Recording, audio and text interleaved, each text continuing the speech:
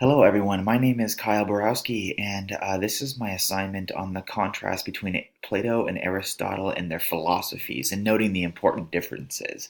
I've titled this presentation A Teacher and His Pupil. This is going to be a contrast. And so I wanted to first mention a little bit about the Greeks, is that they were a people mighty in their desire for the knowledge of reality. They have actually discovered realms of philosophy that we still use in modern times. Two of some of the most famous Greek philosophers were Plato and Aristotle, who we're going to be doing the contrast of. And so before we actually move on to Plato, I want to talk a little bit about Socrates, who was Plato's teacher. Um, Before entering into this discussion, I think it's fair to mention a little bit about him. After the Peloponnesian War, this man Socrates, a great philosopher, was accused of defiling the youth with his philosophies. The Greeks were heavily into their belief in deity, and Socrates would try to turn the youth away from believing in these gods before they were actually set in their ways. So, seeking to expose the injustices within Greek society, Socrates was ultimately tried and put to death, and specifically, he died by poisoning. So a little bit of a summation of the ideals in Socrates' philosophy was in one of his quotes here. He says, "I cannot teach anybody anything. I can only make them think." And another quote says, "An unexamined life is not worth living."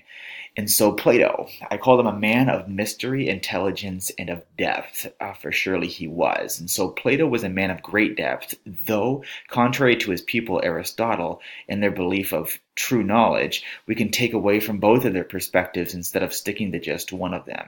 Essentially, Plato had the idea that two kinds of worlds existed. In short, the material world along with the eternal immaterial world that makes up the material world.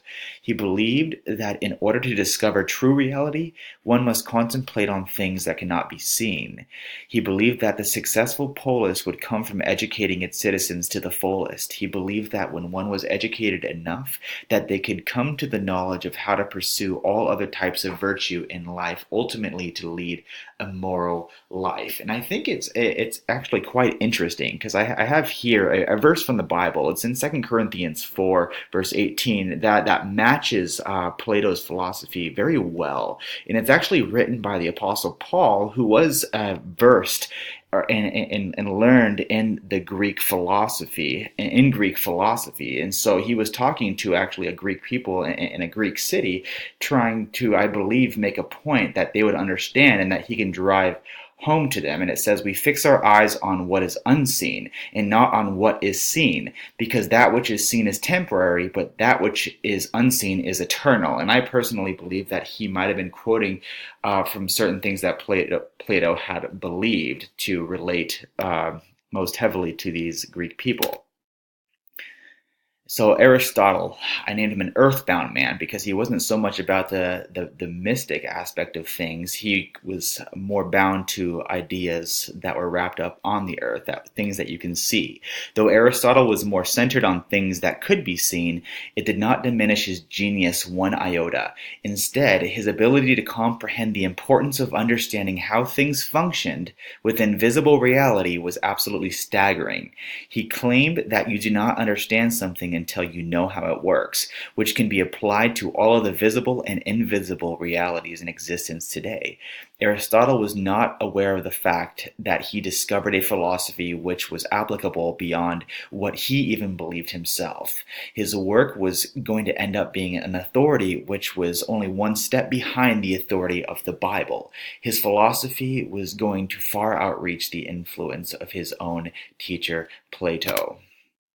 And so I'm just going to note some differential importances between Plato and Aristotle. And so we see throughout the study of Plato that that he did have a mystical character.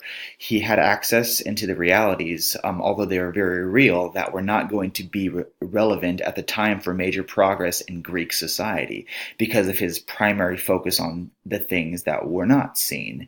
And so Aristotle, he had a very different view than Plato had. Though his views differed greatly from his teachers and outweighed his influence, it does not diminish the importance of Plato's philosophy. But the fact is that Aristotle's philosophy was more productive to the cause of technology in those days, and not just in those days, but these days that we live in now. His philosophies can be applied in just about every realm of thought in our day and age. So, though things may have come to being from the things that are unseen, as Plato states, the most productive way to advance these created things and ideologies was to focus on the things themselves. And so, I think that's the big importance, or the big difference, is that Plato or Aristotle's philosophy were more productive in the world simply because you can focus on the things which are seen and make progress on those things which are seen. And so, this is my question for all of y'all here. So, do you think Plato was out of his mind when he spoke of two worlds, speaking of contemplating on things not seen? Or do you think he was onto something that not even Aristotle quite had a grasp on? To add fuel to answer this question, think on the billions of claims throughout history about otherworldly experiences from dimensions not seen, including my own claim on the experience of an all-powerful deity's interaction with me. Could we really all be insane?